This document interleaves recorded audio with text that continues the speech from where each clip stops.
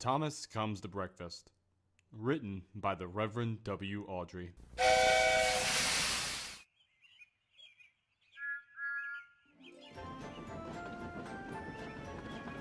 Thomas the Tank Engine had worked his branch line for many years.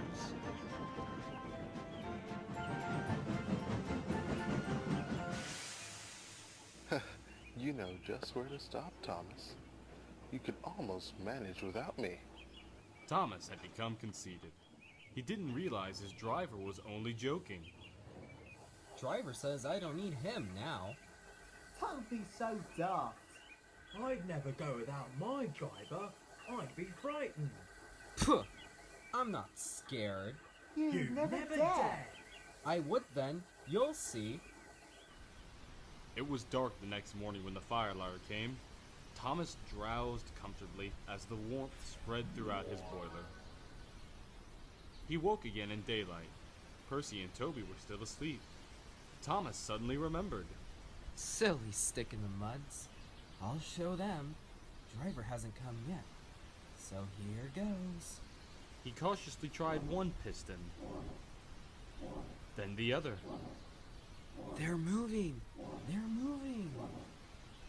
I'll just go out and then I'll stop and wheesh. That'll make them jump. Thomas thought he was being clever, but really, he was only moving because a careless cleaner had meddled with his controls. He soon found out his mistake. He tried to whoosh, but he couldn't. He tried to stop, but he couldn't. He just kept rolling along. The buffers will stop me, he thought hopefully, but that siding had no buffers. It just ended at the road. Thomas's wheels left the rails and crunched the tarmac. Horrors! He exclaimed. He shut his eyes and didn't dare look at what was coming next. The station master's family were having breakfast.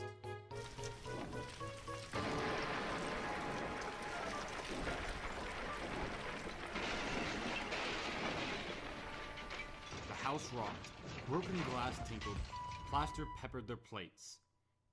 Thomas had collected a bush on his travels. He peered anxiously into the room through its leaves. He couldn't speak.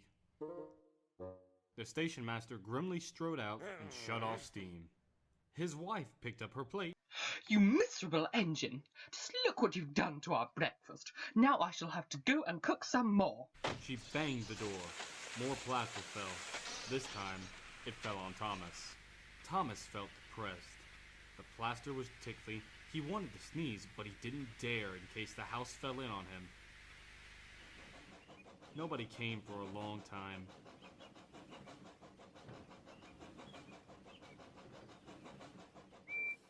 Everyone was much too busy.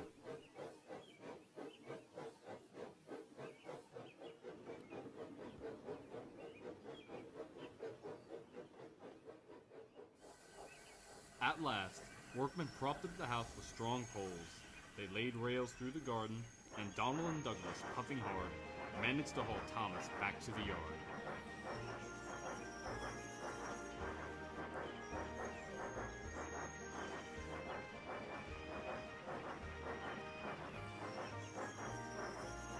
His funnel was bent.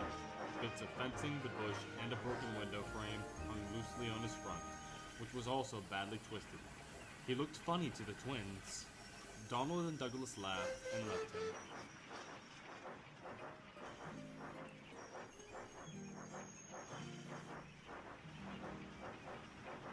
Thomas was in disgrace. You are a very naughty engine. I know, sir. I'm sorry, sir. Thomas's voice was muffled behind his bush.